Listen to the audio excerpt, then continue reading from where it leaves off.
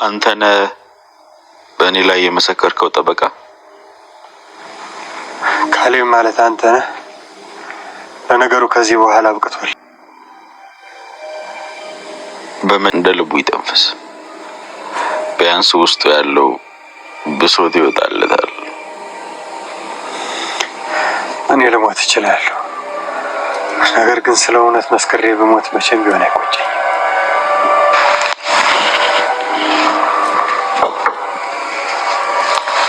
በጣም የሚያሳዝነው ነገር ምን እንደሆነ ታውቃለህ? ሞትህን በቀላሉ አልሰጥም። በጣም እንድትሰቃይ አድርጌ ነው የሚገድልህ። ወይኔ ዳጣ፣ መጨረሻ የማንም መጫወቻ አለ። ወይኔ ማለት እና ምን አለች? መድብልን ከደበቃችሁበት ቦታ አምጫት ትለኝ መሰለሽ? አፏን ሞልታ። ኧረ ምን አፏን ሞልታ፣ በዛ በጎድል አፏን እንጂ። እውነትም ይችል ዝናን እያጫወታት ነው። ንግግሯ ሁሉ ልክ እንደሱ ሆነ ስልሽ በቃ የቀራት እኮ የኔ አበበ ደመሳ ልጅ ማለት ብቻ እኮ ነው። እርግጠኛ ነኝ አሁን እዚህ መሆናችንን ስላወቀች ለካሌብ ተነግሯለች። ማለት እዚህ መታ ነበር እንዴ? ለዛው ምሳሌ ልትወስዳት ነው።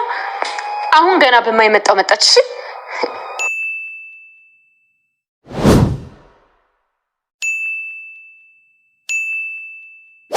ካሌብ ዝና ከጠፋበት ሰንበትበት ቢልም ማን ነው ያሰረው፣ የት ነው የሄደው በማለት ደጋግሞም ጠይቆ ነበር። አንዳንድ ጥፋቶች ሲከሰቱ ማን ነው ምንድነው ብሎ ሲጠይቅ መድብል ከዛ ተንኮል በስተጀርባ ይገኛል፣ መድብል ማን ነው በማለት የሱን ፎቶ ለማየት የጓጓም ይመስል ነበር። ታዲያ መድብልን ፎቶ አመጣው ካሳዩት በኋላ ክፉኛ ደነገጠ። ይህማ ከዚህ በፊት እኔ ጋር ሲሸራ የነበረ አሽከር አይደል በማለት ፎቶውን እንዳየው ነገሩን ግልጽ ባያደርግም ክፉኛ ደንግጦም ይገኛል። ከመቀመጫው ብድግ ቁጭም ብሏል። ሰላም ጤና ይስጥልኝ አድማጭ ተመልካች ቻናል ቤተሰቦች እንደምናላችሁልኝ በያላችሁበት ሰዓት አቆጣጠር ሰላማችሁ ብዝት ትርፍ ይበል እያልኩኝ እኔ ቻናል አዲስ ከሆናችሁ ቪዲዮ ላይክ ቻናሌን ደግሞ ሰብስክራይብ በማድረግ አበረታቱኝ። አብራችሁን ቆዩ። ዛሬ ከቤት ከወጣች በኋላ ወደ ሱቅ አምርታም ነበር። በዚህ መሃል ታዲያ መሀሌት መንገድ ላይ አግኝታ የኔ ውድ በጣም ናፍቀሽ ነበር ነይ እስቲ ቅፍ አድርጊ በማለት ጥሪ ታቀርብላታለች። ምሳሌ ግን ብዙ ቁማ ካስታወሰች በኋላ አባቷ ያላትን ነገር በደንብ አእምሯ ውስጥ አስቀምጣም ነበር። አሁን ላይ መሀሌት መጥፎና አስቀያሚ ሰው ሆናለች። ስታገኛት ማየ ብለሽ ከመቅረብ ይልቅ ከቻልሽ ሩጠሽ አምልጭ፣ ያለዛም ደግሞ ጩኸትሽን አጧጥፊው በማለቱ አሁን ላይ ያላትን ተግባራዊ አድርጋ ፈጽመዋለች። እዊ ብላም አመልጣታለች። መሀሌት በነገሮቹ ተገርማለች። እቅፍ አድርጋ እማዬ እንዴት ነሽ ትለኛለች ብላ ስጠብቅ ሩጣ ስታመልጣት አሁን ላይ ይሄ ልጅ ማስፈራራት ጀምሯል። ተቀይራለች ብሎም ነግሯት ነው የፈራችኝ።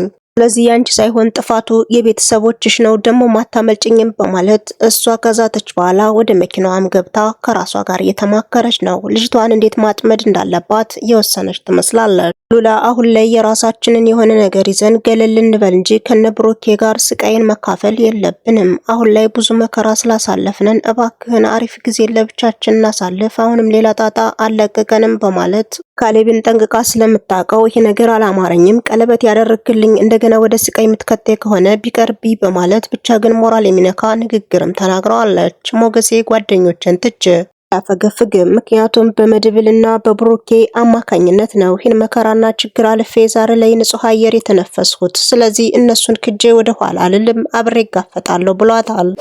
ቅድስት ከብሩኬ ጋር ፍቅር ከጀመሩ በኋላ አሪፍ አየርን እየተነፈሱም ነበር። አሁን ላይ ችግሩ እንደገና ስለመጣ ስጋትም አድሮባታል። አሁን ላይ እኔ ከባድ ችግር ማሳለፍ አልፈልግም፣ ትዳሬንም መስርቼ ሰርጌ ከተከናወነ በኋላ አሁን ላይ ከምሳሌና ከባለቤቴ ጋር ዘና ፈታ ብዬ ነው እንጂ የምኖር፣ አሁንም ይህን ችግር ማሳለፍ አልፈልግም ማለት ሰብሰብ ብሎ ተቀምጠው እየተናገረች ትገኛለች። ዳጣም የሆነና የተፈጠረውን ነገር በመሀሌት ስላየች መሀሌት ዝና ሆናለች። አሁን ላይ በጣም ተቀይራ ነው ያየኋትኝ። ስለዚህ እኛን ለማጥቃት ወደ ኋላ ምትል አይመስለኝም ማለት ለነሉላ እየነገረቻቸው ነው። ሉላም እንግዲህ ሰውየውን በደንብ ስለምታውቀው ፍርሃትም አድሮባታል። አሁን ላይ ዝናን ተላቀቅኩት ብዬ ደስታዬን አጣጥሜ ሳልጨርስ አሁን ደግሞ ይህ ችግር መጣ።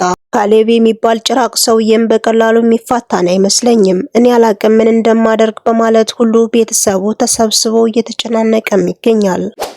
የሆነውና የተፈጠረው ነገር ክፉኛ ስላስፈራት በዛ ላይ ደግሞ ምሳሌ ትታገታለች የሚለው ስጋት ያደረባት መድብልን ካፌ ከጠራች በኋላ ምሳሌን ከአባቴ ቤት ይዣት ልሄድና ለትንሽ ቀን ጥፋ፣ አሁን ላይ አግተው ከወሰዷት ምናገኛት አይመስለኝም በማለት የበኩሏን እየተወጣች ነው። መድብልም ነገሩን በጥሞና ካዳመጣት በኋላ አንቺ ንጹህና አስተዋይ ልጅ ነሽ፣ ቀልድሽ እንዳለም ቁም ነገርም አይጠፋብሽም። እኔ ካንቺ ብዙ ነገር ተምሬያለሁ። ያልሽው ነገር በእርግጥ ጥሩ ነገር ነው።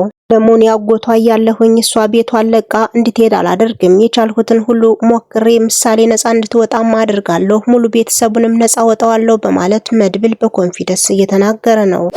መድብል ካሌብ ያጠቃኛል ብሎ ስላሰበ አሽከሩ እንደምንም ካጠመደ በኋላ ኢንፎርሜሽን እንዲሰጠው ካደረገ ሰንበትበት ብሎ ነበር። ነገሩ ግን ኢንፎርሜሽን ለሱ ቢሰጠውም ጠበቃውን ግን አምጣልኝ ስለተባለ እንዲምራው አልፈለገም። ወስጄ ሰጠዋለሁ፣ ካሌብ ጀግና እንዲለኝ እፈልጋለሁ በማለት ብዙ ነገር አማክሮት ነበር። መድብልም ነገሩን ከሰማ በኋላ እንቅልፍ ነስቶት ነበረ። ታዲያ ጠበቃውን ካፌ ቀጥሮም ቤተሰቦቼን ይዘህ ከዚህ እንድትሰወር ፈልጋለሁ፣ እዛ ካሌብ ከያዘህ አሁን ላይ በህይወት ምትተርፍ አይመስለኝም በማለት ያለውን መረጃ ሙሉ በሙሉ ለጠበቃው ያካፍለዋል። ጠበቃው በሐሳቡ እንደተስማማ በድንገት ይያዛሉ። አሁን ላይ የካሌብ አሽከር ከያዘው በኋላ ወስዶ መስጠት ይፈልጋል። አሁን ላይ መድብል የፈለገውን ገንዘብ ልስጥህ ቢለውም ልጁ ግን አይቻልም ብሏል። እኔ ሁሌ ገንዘብ ሳይሆን የምፈልገው ዝናን እፈልጋለሁ። እኔ እንደ ዝና ሽጉጥ እያነሳሁ ማስፈራራት ሳይሆን ሰውየውን አንቄ ነው መውሰድ የምፈልገው። ስለዚህ ነው ሐሳብ አልቀበልም በማለት እንግዲህ ጠበቃውን አሯሩጦ እንደምንም ይዞት ሂዷል። መድብል የሆነውና የተፈጠረው ነገር ክፉኛ አስደንግጦታል። ትንሽም ጨረፍ አርጎት ስለነበር ትከሻውን አሞት ነበረ።